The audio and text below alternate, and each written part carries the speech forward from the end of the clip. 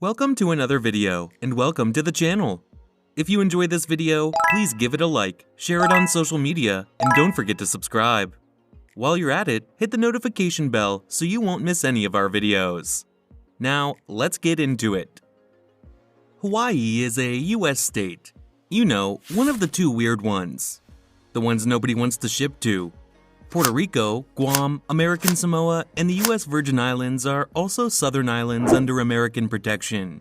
Among them, Hawaii is easily the biggest tourist attraction, but not the only one. The idea of being able to fly to a tropical paradise where Americans don't even need a passport is a very appealing one. Not to mention, most everyone speaks English. So, why is Canada left out in the cold, literally? Why no tropical territories of their own? Well, how did the US acquire their islands?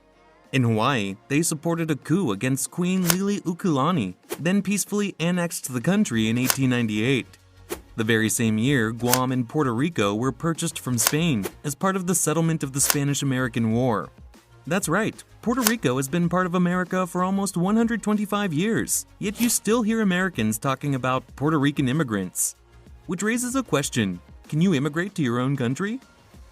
Canada has been neither as industrious nor as lucky at finding its own sun-filled paradise. Believe it or not, Jamaica was once a possibility.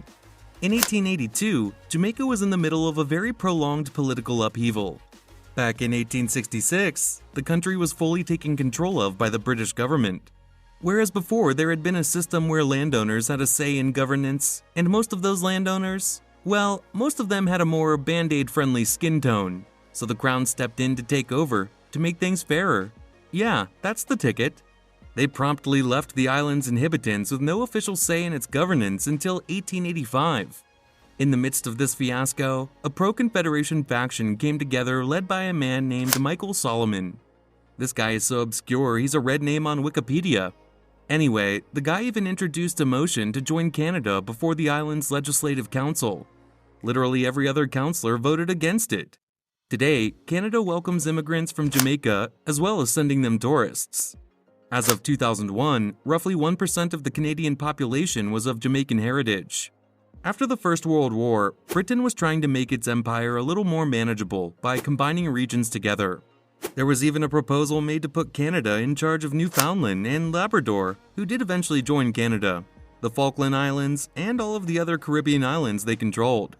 While it may never be clear exactly why this plan fell through, some say Canada was against the idea of becoming colonizers themselves. Not winding up with the Falklands might have been a good thing because it dodged a war with Argentina. When the Bahamas considered making an offer to join in 1911, Canada preemptively turned them down. There was support from many in Nassau and the head of Canadian insurance company Sun Life, but Canada was still under British control. Some historians feel the British government was against uniting a predominantly black colony with a predominantly white country. Later, in the 1950s, a coalition of Caribbean islands was formed called the West Indies Federation. Now, this was one of those ideas that look great on paper. It was made up of Antigua and Barbuda, Barbados, Dominica, Grenada, Jamaica, Montserrat, the then St. Kitts Nevis Anguilla, St. Lucia, St. Vincent, and Trinidad and Tobago.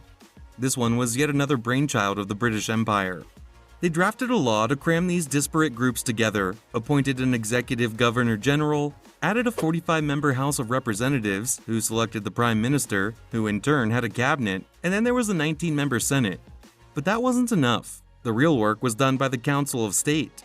That was presided over by the Governor-General, included the Prime Minister, some members of the cabinet, 3 senators, and 3 representatives from the civil services.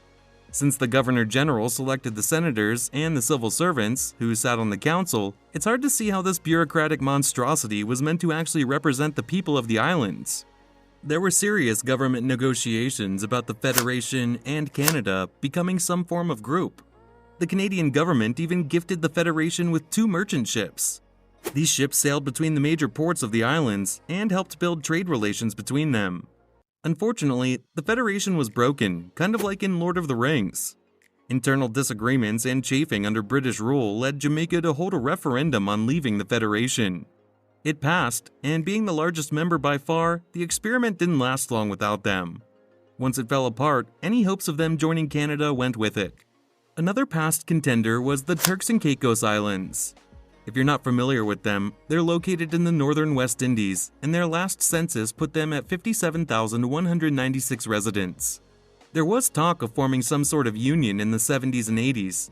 In a bit of a twist, a Canadian commission recommended Canada not engage in talks until the upcoming election in Turks and Caicos was settled.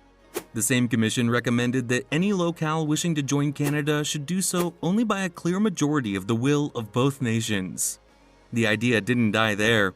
In 2003, a TV program was made that talked about the original discussions. This led Peter Goldring, a Conservative Party member of Parliament in the national government, to visit the island to discuss possible amalgamation. Or maybe he just wanted a paid vacation. Either way, Goldring later returned to the islands in the wake of Hurricane Ivan and returned to Canada to fight for increased humanitarian aid. Goldring did argue that any nation joining Canada in this way should immediately be given the status of a full province, the Canadian equivalent of a state, not a territory. Later, he argued against using the term annexation due to its negative associations. He maintained a vast majority of the citizens of both nations would need to be in agreement before any such deal could go forward. In the meantime, he fought for economic unions and free trade deals. Speaking of trade, did you know Canada banks own the 3 biggest banks in the English-speaking Caribbean? Canadian companies are major players in the area's electricity providers. Canada was one of the founding members of the Caribbean Development Bank.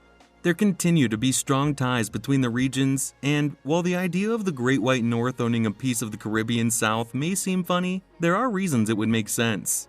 But just like last century, there's still some question of if Canada is ready and willing to go from colony to colonizer. If they aren't, can a different kind of alliance ever be forged? These kind of deals are big deals. Remember, Turks and Caicos have a population of 57,196. Canada has over 38 million. There's an old Canadian saying which compares Canada to a mouse sleeping with its neighbor the elephant, meaning the US. When the slightest move by what you're sleeping next to can crush you without noticing, you can end up sleeping uneasily. Now, imagine being the ant next to the mouse, next to the elephant. It can be easy to feel your voice will be lost. There's also such a thing as too many tourists, and if Canadians could freely travel to a tropical island without leaving their own country, it's easy to imagine a lot of them wanting to. Logistically, it would be very difficult for something like this to happen. Odds are, it all remains a dream. But it's a nice dream, and the world needs more of those.